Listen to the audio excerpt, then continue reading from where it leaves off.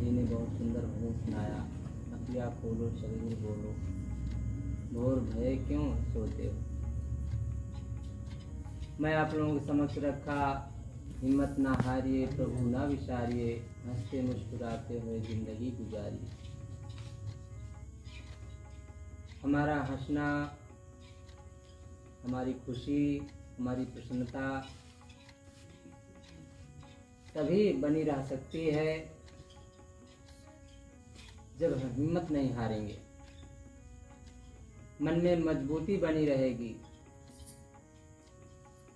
क्योंकि मन के मजबूती, मन का विवेक ही हमारे जीवन को संभाल रखता है। एक बच्चे को माँ संभाल रखती है, एक साधक को गुरु संभाल रखते हैं, एक नौकर को सेठ संभाल रखते हैं, लेकिन हमारे मन को हमारा विवेक ही संभालता है। हमारे मन में यदि विवेक नहीं है, मजबूती नहीं है,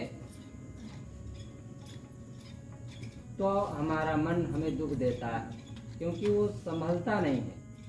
कहीं न कहीं डामाडोल होता रहता है, कहीं संशय में पड़ जाता है, कहीं भ्रम में, अंधविश्वास में पड़ जाता है। तो इस कारण से दुखी होता है। और दुख ही जीवन में सुख की ओर ले जाने के लिए अनेक मन में प्रश्न पैदा करता है, चाह पैदा करता है। और उन चाहनाओं में यदि बोध नहीं है, मार्ग सही ना मिला, तो फिर देवी देवता, भगवान भवानी, ईश्वर परमात्मा, स्वर्ग, न जाने क्या क्या मन में कल्पनाएं चलती है।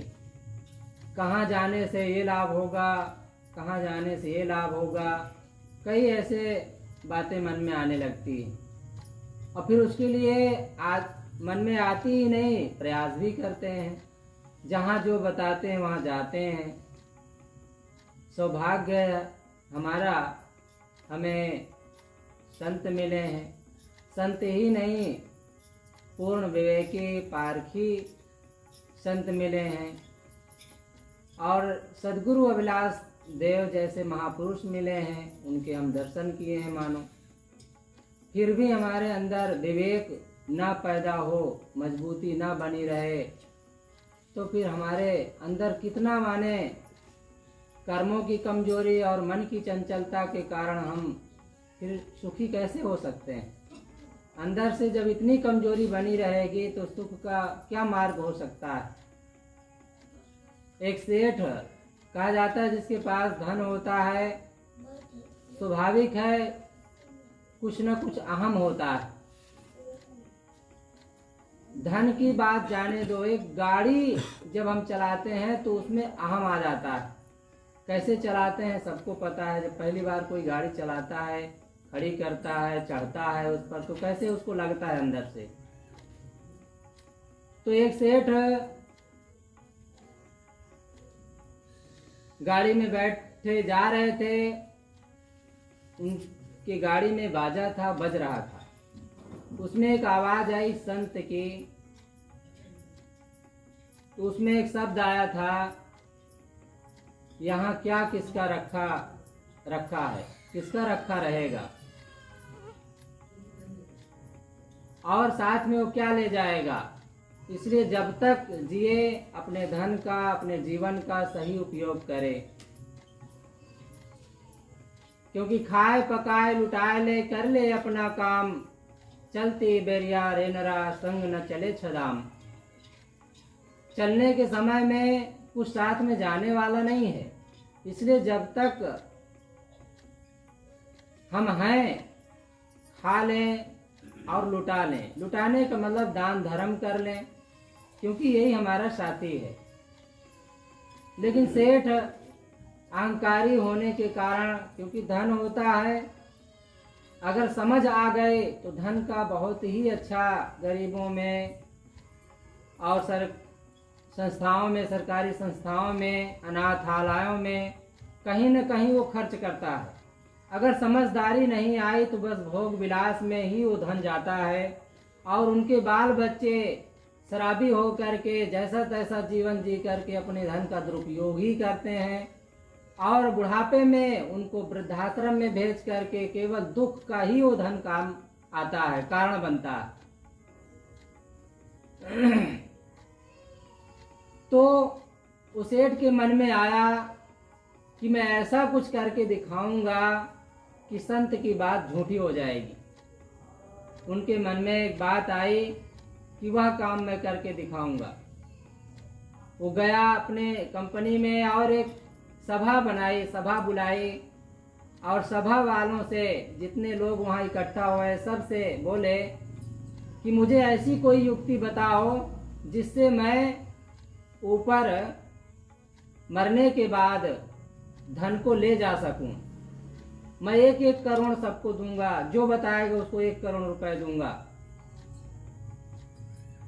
पहले तो लोगों को बड़ा आश्चर्य लगा, और लोगों के मन में ये हुआ कि सेठ जी सठिया गए हैं, लगता है इनकी बुद्धि अपसेट हो गई है, क्या ये सोच रहे हैं।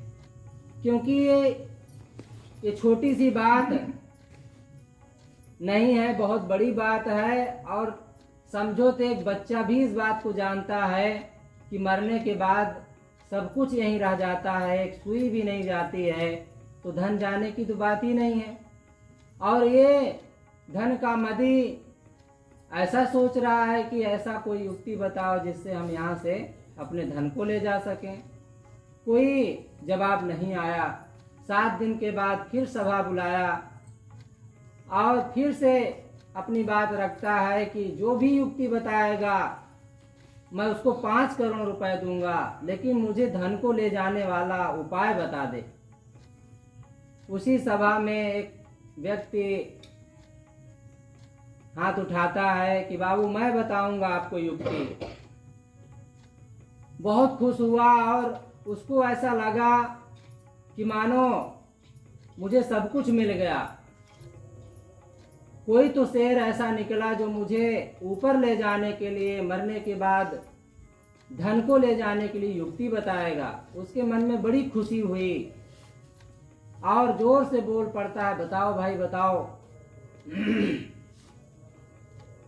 वो आता है सामने और पूछता है कि आप अमेरिका गए हैं? कहा हाँ कई बार गया हूं। तो क्या यहाँ की इंडिया की जो पैसा है, करेंसी है, अमेरिका में चलता है? तो उन्होंने कहा नहीं वहां नहीं चलता, यहाँ की बॉर्डर में ही उसे बदल देना होता है। इंडिया की करेंसी या पैसा जो भी है वो यहीं रह जाता है, और फिर अमेरिका की वहां पर डॉलर चलता है। फिर ऐसे ही 2-4 शब्द, दुबई गए हो, इंग्लैंड गए हो, क्या इंडिया की करेंसी वहाँ चलती है? कहा नहीं वहाँ नहीं चलती है, बदल दिया जाता है।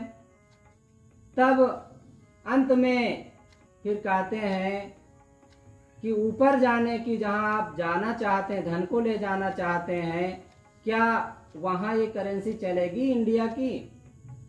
बस वहीं पर बात रुक जाती है। सोचने लग जाता है, विचार करने लग जाता है। जब धरती में अमेरिका है और धरती की चीज धरती में नहीं चलती है, तो ऊपर स्वर्ग में इंडिया की करेंसी कैसे चलेगी?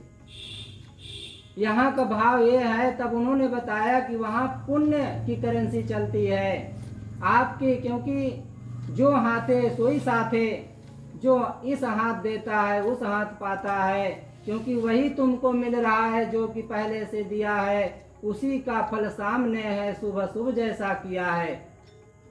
जो कर्म हम करते हैं वही हमें सामने आता है। हमारे जो बीज बोया जाता है वही तो सामने आता है समय से।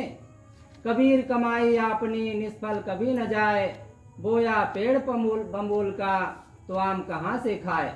कोई बम्बूल बो करके आम खाना चाहे, बाजरा बो करके गेहूं खाना चाहे, तो कैसे हो सकता है?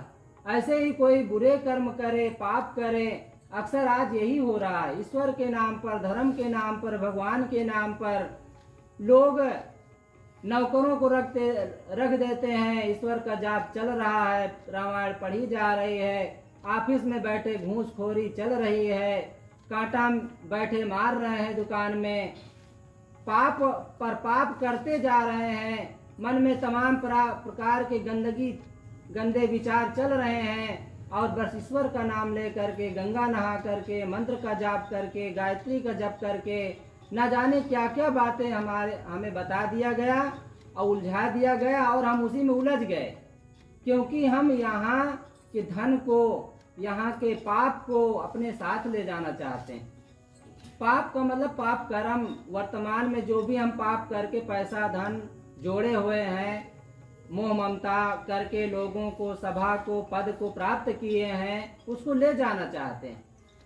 तो कैसे जा सकता है वहाँ? तो बस हमारे अंदर में जो संस्कार हमने भर रखा है, गंदे विचारों के या अच्छे पुण्य के विचारों के जो भर रखे हैं, वही साथ में जाने वाला। तो हमें विचार करना है, और विचार करके दुख से बचने का उपाय खोजना है, और दुख से बचने का उपाय एक ही है, सत्संग। क्योंकि सत्संग में ही हमारे अंदर ऐसे ऐसे विचार पैदा होते हैं, संत गुरुजनों की वाणी को सुन करके वहीं पर हमारे अंदर विवेक पैदा होता है, विवेक मजबूत होता है, और मन के सारे कलमश धुलने लग जाते हैं, और धुलते धुलते एक दिन ऐसा आ जाता है जिससे कि हमारा मन पूर्ण पवित्र हो जाता है, दर्पण के समान साफ हो जाता है, और हम आत्मानुभव करने लग जाते हैं, और आत्मानुभव में ईश्वर की जरूरत ही नहीं होती है। ईश्वर, परमात्मा, भगवान जो भी हम शब्द कहते हैं वो हमारे बनाए हैं, और हमारे बनाए जो कुछ है वो सब यहीं रह जाने वाले हैं। क्योंकि जो कुछ हम बनाते हैं वो शरीर के द्वारा बनाते हैं, हाथ के द्वारा बनाते हैं, और वो हाथ के द्वारा बनाया गया चीज अपने कर्मों के द्वारा जो भी किया जाता है वो सब यहीं रह जाने वाला है। तो हम मन में जो विचार करते हैं धर्म पर, अपने आत्मा पर, अपने आप के गहराई पर, अच्छे बुरे विचारों पर विचार करके जो अंदर एक घी की तरह जो प्रकाश मजबूती मिलती है, अंदर औषधि की तरह माने ज्ञान मिलता है, वही हमारे काम आता है, वही हमारे साथ जाता है, और वही हमें खुशी देता है, प्रसन्नता देता है। दुनिया में खुशी दुकान में, सेठों के यहाँ नहीं मिलता है, वह हमारे दिल में है। क्योंकि जब लग दिल पर दिल नहीं, तब लग सब सुख नाए। अगर हम सुखी होना चाहते हैं तो दिल पर दिल हमें रखना होगा, दिल में ही दिल को अनुभव करना होगा। तो कुछ बातें मैं कहने का प्रयास किया एक उदाहरण के माध्यम से। यहीं पर अपनी बातों को मैं विराम देता हूँ। बोलिए सदगुरु कबीर साहिब की जय, संत समाज की जय।